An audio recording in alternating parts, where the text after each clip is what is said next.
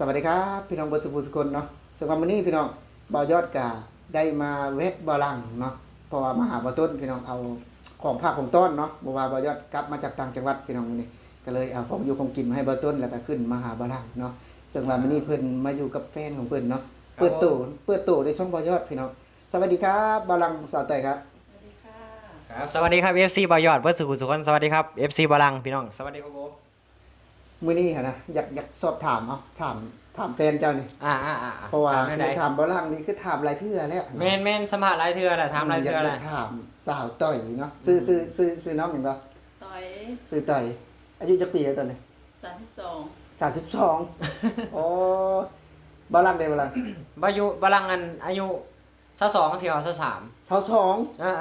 สาวต่อย32แสดงว่าบาลังได้เมียเท่านี่เนาะได้ไม่เท่าห่างกันประมาณ10ปีเพิ่นได้บ่ยอดเอ้าแต่ว่า FC เพิ่นว่าหลายคนในช่องว่าเพิ่นว่าบาลังเท่ากว่าอันนั้นกับเพิ่นมินมาอยู่สาวต่อยนี่ก็งามเด้เอาจะถามความรู้สึกแวบแรกนี่เป็นจังได๋จังรู้สึกมักเพิ่นนี่หยอกกันไปหยอกกันมาแหละเพิ่นก็ไปส่งน้ำแข็งอยู่ร้านเพิ่นแน่หยอกกันไปหยอกกันมาก็คิดมักอยู่ในใจคิดมักหลังจากที่แบบว่าเจอกันเพิ่นนี่เลยเฮ็ดงานส่งน้ำแข็งแม่นบ่แม่นเจ้าเลยเฮ็ดงานร้านขนมหวานก็เลยแบบว่าต้องใส่น้ำแข็งเพิ่นนี่ไปตลอดไปคู่มือได้ขาดน้ำแข็งบ่ได้บัดนี้ผู้ใดจีบผู้ใดบัดนี้ก็คือบาลังจีบเขาก่อนจีบเพิ่นก่อนอ๋อบาลังนี่คนเจ้าสู้บ่ก็หน่อยนึงอ๋อบาลังนี่ถามจีบเพิ่นจีบเพิ่นขอเฟซเพิ่นไปจังซั่นแหละตามภาษานั่นล่ะบัดนี้แล้วดนบ่จังตกลงคุยกันนะก็คุยกันมาได้4-5 เดือนแล้วตกลงโดนเติบเนาะโดนเติบได้ประมาณ 4-5 เดือน 6 เดือนพุ่นแหละประมาณนี้เนาะบ่ได้คุยกันจักมื้อจังว่าเป็นแฟนกันห่วยก็เป็นเดือน2 เดือนพุ่นแหละคุยกันนี่คุยกันแล้วไปนัดเจอกันบัดนี้ไปว่านั้นเบิ่งใจกันจังซี่นะแบบว่าเขาสิว่าดูแลครอบครัวเฮาได้บ่สิผู้หญิงเขาก็คิดแนวนั้นได้สิเขาก็มาเว้ากับเฮานี่นำบ่ได้อยากถามนี่ต่อยเดี๋ยวจะเว้าหลายเลยถามสาวต่อยเพิ่นนี่ว่าเป็นอะไรจังจะคิดนี่นะคิดว่าจะคบกับผู้นี้น่ะเป็นอะไรก็จังคบนะก็คิดว่าส่งสิดูแลครอบครัวค่อยได้ส่งสิเบิ่งลูกเบิ่งเต้าเฮาได้หั่นนะขออนุญาตนะสาวอันนั้นสาวต่อยนี่มีเคยมีแฟนแล้วแม่นมีแฟนแล้วมีครอบมีครัวแล้วว่านั้นก็เลยแบบว่าแยกทางกันบัดนี้เลยไอ้บ่าวล่างเลยตามจีบเลยใจอ่อนแม่เอาหลังจากที่คบกันท่านอดลนะปะคบอยู่คบกันนี่นะกับเพิ่นนี้จังจะได้มาอยู่กันแบบนี้นะหลังจากคบกันนะโดนมา5 เดือน 6 เดือน5 เดือน 6 เดือนจะได้ตกลงมาอยู่นํกันเป็นได้คือสิตกลงมาอยู่นำเพิ่นเอาคบกัน5 เดือนนี่มีหยังดีแน่จังหลังนะมันก็มีดีของเพิ่นนั่นแหละเป็นดีแบบใดเพิ่นดีแบบใดเอารีวิวแบบว่าอันนั้นบ่อวยเลยนะรีวิวธรรมดาก็อยากฮู้คือกันนี่นะเป็นหยังจึงตัดสินใจมานะเวลาเฮาวันบ่มีกับคบกับข้าวเพิ่นก็ซื้อมาให้กินยามเที่ยงก็กินข้าวแล้วบ่วันอยู่งานก็เห็นความดีของเพิ่นอยู่เพิ่นมีความดีบ่แม่นคือว่าแบบว่าบ่รักนี่ว่าขาดงานบ่เฮ็ดงานก็มีหั่นน่ะบางทีเขาก็คิดว่าเราส่งสิเมื่อยแบกน้ำแข็งเขาบ่ได้คิดอีหยังหลายบ่ได้หายบ่เวลาบ่รังเฮ็ดงานใช่เลยก่อนก็หายได้เป็นบางเทื่อถ้าหยุดบ่อยอะไรก็เนาะเพราะว่ามีคนที่มาอยู่นำเลยเด้สิว่าบ่รังก็เตรียมตัวได้บ่ลังแม่นสมมุติว่าบ่ลังนี่สิดูแลได้บ่บ่ลังตัวนี้ต้องให้ดูแลได้บ่ต้องคิดได้ดูแลได้บ่ต้องดูแลให้ได้นั่นแหละต้องดูแลให้ได้ต้องสมมุติว่าบ่ลังดูแลบ่ได้นี่บ่ยอดคิดว่าคนที่จะพร้อมซัพพอร์ตน้องเพิ่นนี่ที่จะมาดูแลเพิ่นนี่บ่ยอดว่าหลายนะสมมุติว่าบ่ยอดประกาศเลยนี่มีคนที่จะเข้ามาหาบ่ยอดนี่ถามว่าเพิ่นโสดจริงบ่นะสมมุติว่าระวังไว้ได้บ่ได้เมียงามนะโยแนวมันแล้วเฮ้ยบ่ลังก็ไปหับไปส่งอยู่มื้ออยู่เนาะเอาไปเฮ็ดงานนี่ไก่บ่จังนี่ไก่ได้ไก่อยู่นั่งรถ2 แถวไปตอนเช้าตอนเช้านั่งรถ2 แถวไปมาก่อนเลยอยู่ไกลตัดสินใจมาถือว่ามาไก่กว่าเก่าเพื่อมาหาบ่าวลังแม่บ่าวลังนี่เพิ่นมีเสน่ห์เด้อน้องเอ้ยคือรักทำมารักต่างวัยทำถ้าเฮาเบิ่งภายนอกนี่พี่น้องก็ขออนุญาตทางบ่าวลังเนาะก็จะบ่ได้แม่นรักต่างวัยนะพี่น้องเนาะก็คือแบบว่า เท่ากันเลยอ่ะ รุ่นราวเขาเดียวบ่ แม่นคือแบบว่า ถ้าสมมุติบ่ฮู้อายุจังซี่เนาะ แม่นครับบ่เว้านะถึงบ่แม่นบาลังอาจจะด้วยงานบาลังตากแดดหลายบ่ครับบ่ฮู้ ด้วย เนาะ ที่ว่าความทุกข์ยากบ้านเฮาจังซี่นะ มันก็เฮ็ดประสงค์หลายอย่างจังซี่นะ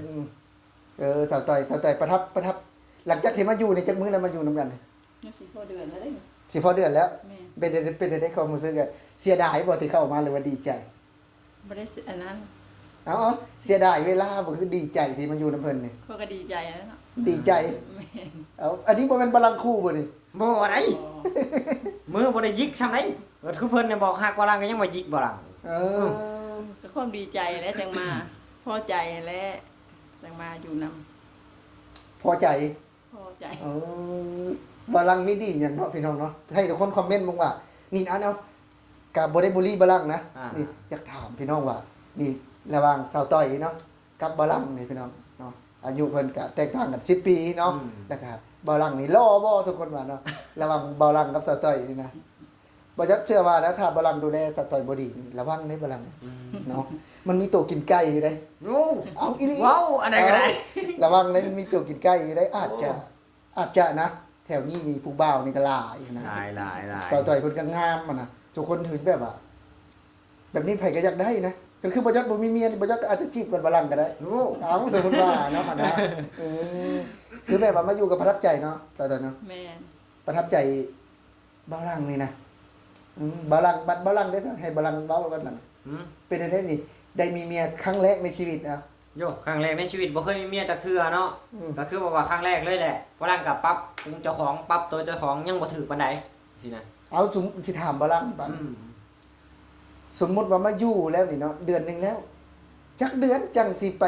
มั่นหมายเป็นไว้เอา บ่ลังมีความฝันว่าปีหน้า มีความฝัน คือบ่ตั้งเป้าหมายเลยว่านี่ปีหน้ากูเก็บเงินได้สำนี้เพื่อจะไปสู่ขอแบบว่าไปมั่นหมายไว้นี่เขาคือบ่ว่าเลยเก็บเงินซอยกันนี่สมมุติ โยกทีแนวนั้นแล้วเว้ากันไว้ว่าเก็บเงินใส่กันซะก่อนน่ะสินะสิ บ่ ไป ต้องเว้าว่า มั่นหมยไ บ่ต้องเว้าว่านั้นเด้ปีหน้านี่เฮาต้องยอดกระปุกไว้นี่เฮาต้องไปขอเพิ่นเนาะเพราะว่าคือผู้หญิงเพิ่นก็เป็นภัยเสียหายเด้ แม่น บ่ได้แม่นมานอนคืนเดียวเลยเฮาก็ปะแล้วก็ได้มาอยู่นำกันเฮาก็คือผัวคือเมียกัน โยแนวมันแล้ว เอาคือเขามาอยู่ด้วยกันก็อยากให้บอลังอะไรเปลี่ยนเนาะว่าซั่นจะหยุดงานก็หยุดปานใดนะพอ FC เพิ่นก็แบบว่าเพิ่นว่าอยากให้บอลังนี่แบบจะหยุดงานหลายเพราะว่าช่วงนี้มันจะมีแบบว่า คนที่จะคอยแซะบอลังอยู่เด้เอา ไผเด้อว่ะ เอามันไผไปถ่ายคลิปบอลังนะว่า มันจะบ่ต้น นะบ่ต้นแล้วแหละ บ่ต้นมักแซะบ่ลังบ่ต้นเด้อฝากบ่ต้นเด้อ บ่ต้นนี่ว่าแซะบอลังว่าบ่ไปเฮ็ดงานบ่หยุดงานอีกแล้วว่าเห็นไหมคลิปนั้นที่แบบว่าบ่อยากเห็นไปบ่อยากก็บอลังหยุดงานอีกบ่เพิ่นว่า ในหัวข้อคลิปมันว่าเบาหลังหยุดงานแบบนี้ นายจ้างจะไล่ออกไหมว่าที่นะ ว่าจะเลยโอ้ระวังได้เบาหลังเด้เนาะ ครับ ถ้าหากว่าอยู่น้ำกันก็อยากให้เบาหลังนั่นแหละรักษาเนาะคือสาวต่อยนี่เพิ่นก็ถ้ามว่ามองนะเพิ่นก็แบบว่าไอ้นั่นเด้แบบว่านางฟ้าแล้วนั่นนี่นะ อยู่นะฮะในสายตาบ่ลังนั่นแหละนางฟ้า บอกว่าในสายตาเบาหลังในสายตา FC หรือว่าพี่ๆที่เพิ่นมาเบิ่งนี่เพิ่นก็ว่างามหันนะ คือบอยอดกับคลิปแรกที่แบบว่าบอยอดได้ถ่ายลงนะถ่ายสตอรี่ลงนี่เอาสมมติว่ามีคนมาเอ็นดูระวังนะบลังนะ โยย่าน เอามีคนมาเอ็นดูระวังไหม ย่านเยอะแหละ เอาคือแบบนี้แหละบลังคือแบบว่าเฮามีลูกมีเมียแล้วนะอยากให้บลังนี่เปลี่ยนเนาะ จากที่ว่าไปลิ้นไปหยังกะให้พยายามเซาจังซี่เนาะ ยังบ่เซาบ่ไปลิฟต์เนี่ยสิถามอีกเนี่ย ไปอยู่มื้อนั้นกะ มื้อนั้นก็ไป ว่าสิเซาแล้วบัดนี้ บ่เซาแล้วบัดมาเมียบ่หายบ่ ฮะยังได้เขาบ่เว้านำ2มื้อ โอ้เมียบ่ว่าทั้งสองมื้อ โยไปซื้อน้ำแข็งนั่นแหละ เอาไปซื้อน้ำแข็งน้ำมันยังงกอันนี้ มาตีสอง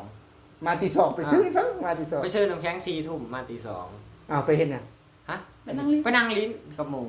อ๋อ ยังบอกว่าตัดกิเลสในบ่อนี่บ่ได้จังซี่นะยังแบบว่าคิด สิ ว่า ไป เฮาก วดบ่สิไปตัดกิเลสเลย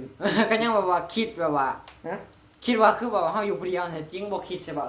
แฟนเฮานอนอยู่ห้องผู้เดียวจังซี่เขาคล้องเฮาอยู่จังซี่มาเขาก็บ่ได้นอนเขาก็ท่าเฮาจังซี่เขาก็ให้นั่น เอาบุญ นี่ บ่ แห คือ ละ เห็นความดีแล้วบ่สบลังเอา โยมาแบบว่ามามื้อนั้นก็คิดนะคิดใส่ความดีของเขาแหละเขาเป็นห่วงเฮานั่นล่ะเขาจึงให้เฮาจังซี่เฮาก็คิดในมุมมองแบบนั้นจังซี่นะ เอาคือบ่คิดว่าบลังบ่ดีเอาเอาบลังคือบ่คิดว่าบลังบ่ดีนี่เพิ่นก็ให้แล้วบลังผิดเนาะเอา แล้วนี่ก็บ่ลังคิดอยู่ว่าบ่ลังผิด ผิดอะไรยอมรับยอมผิดยอมแม่น อี บ่ ก นั่นแหละ บ่เปลี่ยน อันนี้เดี๋ยวอยากให้แล้วบัดนี้ เฮ้ยบ่อ่านขึ้นเสียงอะไรได้หั่น บอลังนี่ไปนี่บ่อยากมา ไปแล้วบ่อยาก เอาบัดนี้สุดท้ายคลิปเนี่ยเอาอยากให้สาวต่อยนี่ฝากเตือนบอลังได้แล้วให้สาวต่อยเนี่ยเอาเว้านี่เว้าผ่านคลิปเลยนี่ ว่าวันคลิปเลย เพราะว่าสมมุติว่าพิษมานี่สมมุติว่าบอลังนี่พิษเต็มๆเลยนะนี่เพราะว่าบอลังสัญญาแล้วสมมุติว่าเนี่ย แม่น พักเดือน ๆ นะ อ่า เลิกงานให้มาห้อง มาห้อง กินข้าวให้นอน กินข้าวให้ ต้ เนาะ องให้ไปไสมีงานการสร้างบ่ได้เฮ็ดแต่งานนะ